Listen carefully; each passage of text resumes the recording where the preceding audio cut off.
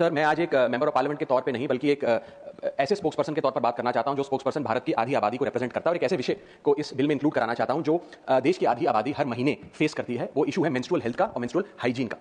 Sir, समाज में इस विषय को जानते सब हैं लेकिन बात करने से कतराते हैं और हमारे समाज ने मेंस्ट्रुअल हेल्थ और मेंस्ट्रुअल हाइजीन के इस इशू को साइंस का इशू नहीं बल्कि साइलेंस का एक इशू बना दिया है और ये एक नेचुरल बायोलॉजिकल प्रोसेस को एक सोशल टैबू में तब्दील कर दिया है। सर, ये विषय तो नेचुरल है लेकिन इस पर बात ना करना अननेचुरल है। और इसी के साथ साथ सर मैं ये भी कहना चाहता हूं कि आज भारत देश में लगभग 35 करोड़ से ज्यादा महिलाएं मेंस्ट्रुअल साइकिल की इस प्रोसेस से गुजर रही हैं, जिसमें से 120 मिलियन यानी कि 12 crore adolescent girls face menstrual hygiene and challenges every single year and as a result 23 million girls यानी कि 2.3 करोड़ गर्ल्स हर साल स्कूल से ड्रॉप आउट हो जाती हैं, स्कूल जाना बंद कर देती हैं क्योंकि वहां इनएडुकेट मेंस्ट्रुअल हेल्थ फैसिलिटीज हैं। Sir, lack of sanitation and lack of access to menstrual products के चलते हमारी बेटियां ऑन एन एवरेज 60 दिन साल में स्कूल मिस करने को मजबूर होती हैं और वर्किंग महिलाएं महीने में 2 से 5 दिन अपना ऑफिस मिस करने को मजबूर होती हैं। सर, हम एक ऐसे देश में रहते हैं जहां शराब और सिगरेट तो खुलेआम बेची जाते हैं लेकिन सैनिटरी पैड को अखबार में लपेट के दिया जाता है जैसे कि आप कोई इलीगल प्रोडक्ट खरीद रहे हो या इलीगल प्रोडक्ट का एक्सेस पा रहे हो। पीरियड नेचुरल है लेकिन स्टिग्मा उसके अराउंड जो है वो अननेचुरल है। साइंस नेचुरल है लेकिन उसके अराउंड साइलेंस अननेचुरल है। मेंस्ट्रुएशन बायोलॉजी है लेकिन इस प्रकार की सोच जो मिसोजिनी है वो एक आइडियोलॉजी है। सर, और मैं इससे संबंधित 5 विषय उठाना चाहता हूं जो इस बिल में शामिल किए जाएं। मेरा पहला मुद्दा है कि मेंस्ट्रुअल हेल्थ और हाइजीन एक विमेंस इशू नहीं, एक पब्लिक हेल्थ का मैटर है।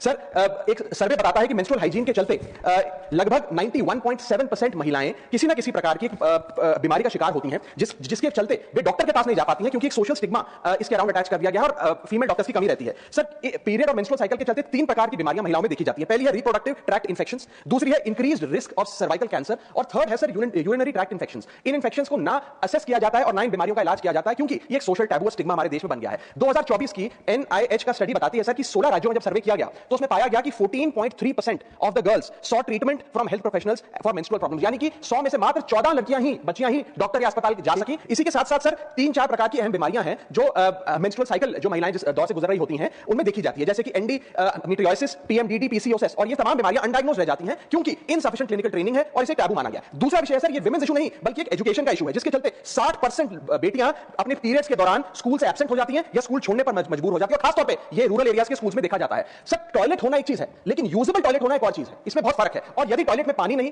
प्राइवेसी नहीं, सोप नहीं, डिस्पोजेबल बिन नहीं और सैनिटरी पैड्स नहीं तो वो टॉयलेट नहीं मात्र एक कमरा है। इसी के चलते मैं कहना चाहता हूं कि सैनिटरी इंफ्रास्ट्रक्चर फैसिलिटी का जो गैप है ये एक इंफ्रा गैप नहीं है, ये डायरेक्टली हमारी बेटियों की एजुकेशन से लिंक है। थर्ड प्रॉब्लम है सर कि ये विषय विमेंस इशू नहीं बल्कि डिग्निटी का इशू हमारे देश में बन गया है। Sir, everyday we see realities and cultural stigma. मैं कुछ स्टैटिस्टिक्स के आधार पे आपको बताना चाहता हूं कि डीप रूटेड कल्चरल टैबूज और रिलीजियस नोशंस के चलते जो महिलाएं अपने पीरियड से गुजर रही होती हैं उन्हें इम्प्योर या अशुद्ध कहकर किनारे कर दिया जाता है, उन्हें किचन में प्रवेश नहीं करने दिया जाता, बहुत जगहों पे उन्हें सामाजिक फंक्शंस में नहीं आने दिया जाता है। और 33% ऑफ द वुमेन, एक सर्वे के मुताबिक उन्होंने ये रिपोर्ट किया that they had no knowledge about menstruation before their first period arrived, यानी कि 1/3 महिलाएं ऐसी हैं जिन्हें अपने पीरियड के बारे में जानकारी भी नहीं थी कि ऐसी कोई चीज होती है क्योंकि लैक ऑफ एजुकेशन है, सोशल टैबू है, एक स्टिग्मा है। 28% महिलाओं ने ये कहा एक सर्वे में कि वे आइसोलेटेड महसूस करती हैं मेंस्ट्रुएशन के दौरान, reflecting practices of temporary exclusion with in their households. Sir, इसके साथ-साथ 32% महिलाओं ने कहा कि अपने पीरियड के दौरान वे एक्सक्यूजेस बनाकर उसे हाइड करने का प्रयास करती हैं क्योंकि वे स्ट्रांग सोशल प्रेशर महसूस करती हैं। और इसी के साथ-साथ एक नेशनल सर्वे बताता है कि 61.4 girls acknowledge societal embarrassment surrounding menstruation which effectively highlights the normalisation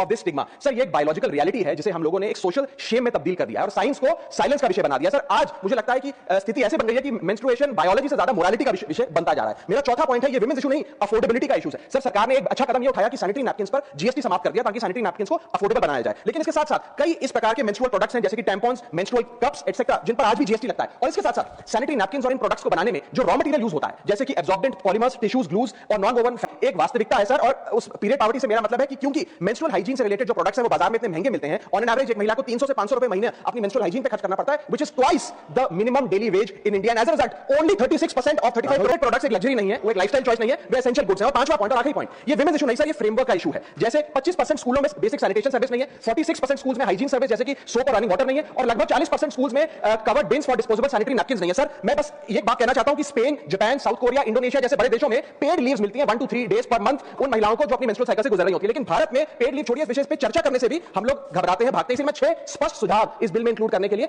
इस सदन में रखना चाहता हूं। मेरा पहला सुझाव है कि हर स्कूल और कॉलेज, वर्कप्लेस और पब्लिक इंस्टीट्यूशन में फ्री सैनिटरी पैड्स और फंक्शनल टॉयलेट्स बनाए जाए। दूसरा, schools, anganwadi centre, public health care centre और आशा नेटवर्क्स के जरिए अफोर्डेबल या फ्री मेंस्ट्रुअल प्रोडक्ट्स घर घर में पहुंचाए जाएं। रॉ मटेरियल्स जो हैं जो मेंस्ट्रुअल प्रोडक्ट्स प्रोडक्ट्स को बनाने में इस्तेमाल होते हैं उन पर भी जीएसटी समाप्त किया जाए। और मेंस्ट्रुअल हेल्थ की एजुकेशन की जब बात होती है स्कूलों में तो सिर्फ महिलाओं को नहीं, बॉयज को भी इस करिकुलम में शामिल करना चाहिए, because boys are rarely included in menstrual health education. और शायद समाज के साइलेंस का एक बहुत बड़ा कारण यह है कि लड़कों को स्कूल जाने वाले बॉयज को मेंस्ट्रुअल हेल्थ की साइंस से दूर रखा जाता है। पांचवां सुझाव, मेंस्ट्रुअल वेस्ट मैनेजमेंट के लिए नेशनल फ्रेमवर्क बनाया जाए ताकि सेफ और एनवायरमेंटली रिस्पांसिबल डिस्पोजेबल सिस्टम्स हो। और छठा और आखिरी सुझाव, डिस्ट्रिक्ट लेवल एनुअल मॉनिटरिंग हो मेंस्ट्रुअल इंफ्रास्ट्रक्चर की और इसकी पब्लिक रिपोर्टिंग का मैकेनिज्म बने। सर, जब एक लड़की स्कूल इसलिए नहीं जाती है कि स्कूल में पानी नहीं है, पैड नहीं है या प्राइवेसी नहीं है, तो ये उस लड़की की पर्सनल प्रॉब्लम नहीं है सर, ये सोसाइटी का फेलियर है, पॉलिसी का फेलियर है। और अगर एक लड़की डॉक्टर के पास इसलिए नहीं जाती है क्योंकि सोशल स्टिग्मा है, तो ये ट्रेडिशन नहीं है सर, ये निग्लेक्ट। और अंत में मैं ये कह के अपनी बात खत्म करूंगा कि मेंस्ट्रुअल हाइजीन कोई फेवर नहीं है, कोई चैरिटी नहीं है, कोई साइड इशू नहीं है, ये हेल्थ का इशू है, ये एजुकेशन का इशू है, ये डिग्निटी का इशू है, ये इक्वालिटी का इशू है। Women do not need our sympathy, sir. Women need equality. Women do not need silence. Women need dignity. And women do not need tokenism. Women need rights. Thank you.